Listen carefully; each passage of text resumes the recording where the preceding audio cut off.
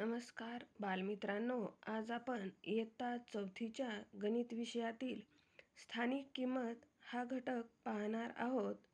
स्थानिक किंमत म्हणजे काय, तर एखाद्या अंकाची स्थानिक किंमत ही त्याच्या स्थानावरून ठरत असते. तर तुम्हाला हे समजून सांगण्यासाठी मी इथे एक उदाहरण घेतलं आहे. बघा, 4256 ही संख्या आहे आणि येथील 6 हा अंक एकक स्थानी आहे, 5 हा अंक दशक स्थानी आहे, 2 हा अंक शतक स्थानी आहे आणि 4 हा अंक हजार या स्थानावर आहे. तर अंकाची स्थानिक किंमत ही त्याच्या स्थानावरून ठरत असते. म्हणजेच 6 एकक असल्यामुळं 6ची किंमत आहे 6. 5 हा अंक दशक स्थानावर आहे, म्हणजेच एक दशक कितीचा असतो? 10चा. म्हणून 5 या अंकाची स्थानिक किंमत आहे 50. शतक स्थानी 2 आहेत. एक शतक कितीचा असतो? 100चा. म्हणून 2 शतकाची किंमत आहे 200. आणि हजार स्थानावर 4 हा अंक आहे, तर 1000 एक हजारची किंमत 1000 असते. म्हणून 4000ची किंमत 4000.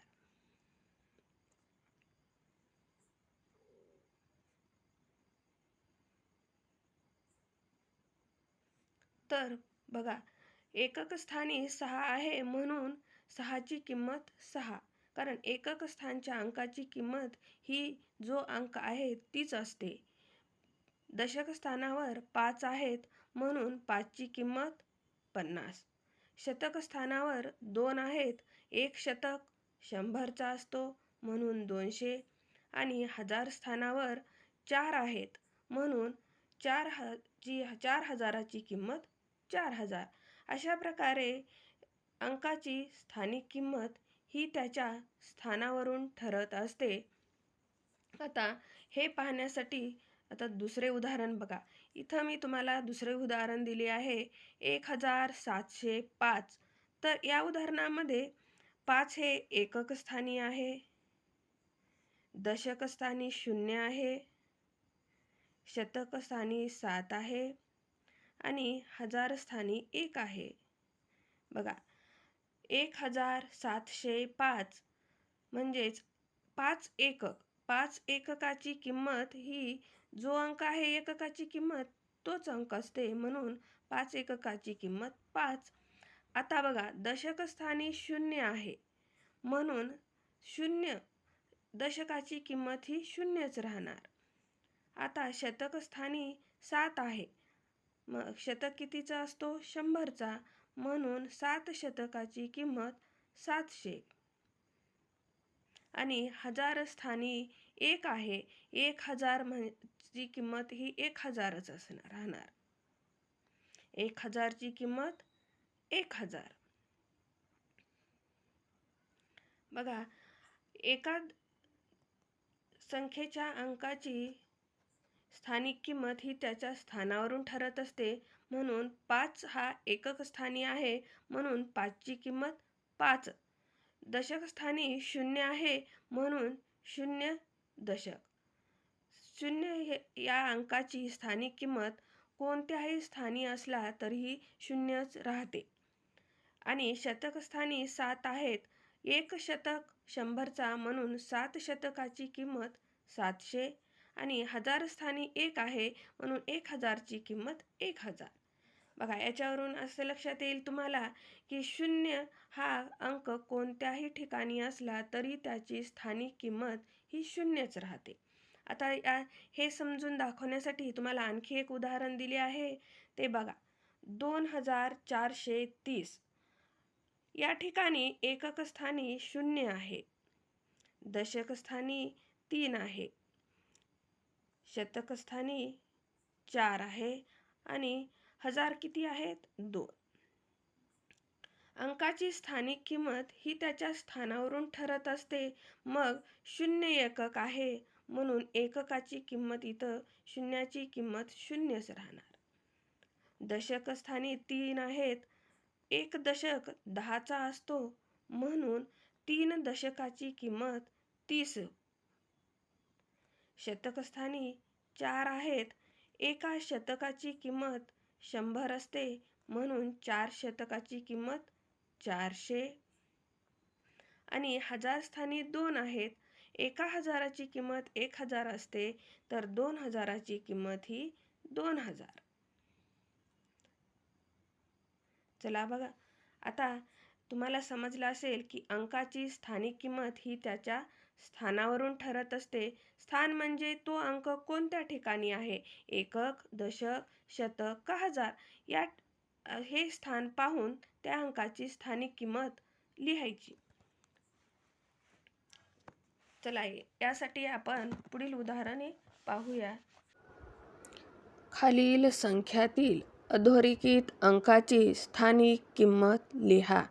तर चला मग खालील संख्येतील अधोरेखित केलेल्या अंकाची स्थानिक किंमत पाहू. पहिली संख्या आहे 7835. तर याच्यामध्ये आपल्याला 3 ची किंमत विचारलेली आहे. 3 हा अंक दशक स्थानी आहे म्हणून 3 ची किंमत काय येईल, दशक स्थानावर असल्यामुळे 30. दुसरी संख्या आहे 9058. या संख्येमध्ये आपल्याला शून्याची किंमत विचारलेली आहे आणि 0 हा शतक स्थानावर आहे म्हणून शून्याची किंमत काय येईल, 0. कारण 0 हा कोणत्याही स्थानावर असेल तर त्याची किंमत 0च राहते. पुढची संख्या आहे 6432. तर याच्यामध्ये आपल्याला 2 ची किंमत विचारलेली आहे. 2 हा एकक स्थानी आहे म्हणून 2 ची किंमत 2. पुढची संख्या आहे 5310. तर याच्यामध्ये शून्याची किंमत विचारलेली आहे आणि 0 हा एकक स्थानी आहे म्हणून शून्याची किंमत काय येईल, 0. पुढची संख्या आहे 4255. याच्यामध्ये आपल्याला 4 ची किंमत विचारलेली आहे आणि 4 हा हजार स्थानावर आहे. हजार स्थानावर असल्यामुळे 4 ची किंमत 4000. पुढची संख्या आहे 3803.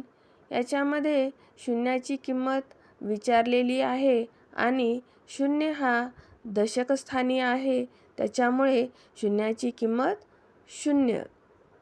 पुढची संख्या आहे 7512. याच्यामध्ये 5 ची किंमत विचारलेली आहे आणि 5 हे शतक स्थानी आहे म्हणून 5 ची किंमत 500. पुढची संख्या आहे 1032. तर याच्यामध्ये शून्याची किंमत विचारलेली आहे. 0 हा शतक स्थानी आहे तरी पण शून्याची किंमत किती राहते, 0.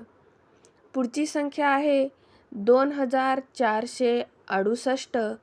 याच्यामध्ये 2 ची किंमत विचारलेली आहे आणि 2 या अंकाचे स्थान आहे हजार स्थान, म्हणजेच 2 हा अंक हजार स्थानी असल्यामुळे 2 ची किंमत 2000. पुढची संख्या आहे 5806. याच्यामध्ये शून्याची किंमत विचारलेली आहे आणि 0 हा दशक स्थानी आहे परंतु त्याची किंमत बदलत नसल्यामुळे 0च राहील. अशा प्रकारे तुम्हाला समजले असेल की 0 कोणत्याही स्थानावर असला तरीही त्याची किंमत बदलत नाही आणि अंकाची किंमत ही त्याच्या स्थानावरून ठरते. म्हणजेच अंक कोणत्या स्थानी आहे, एकक, दशक, शतक, हजार, हे अंक ज्या स्थानी असतात त्यानुसार त्यांची किंमत ठरत असते.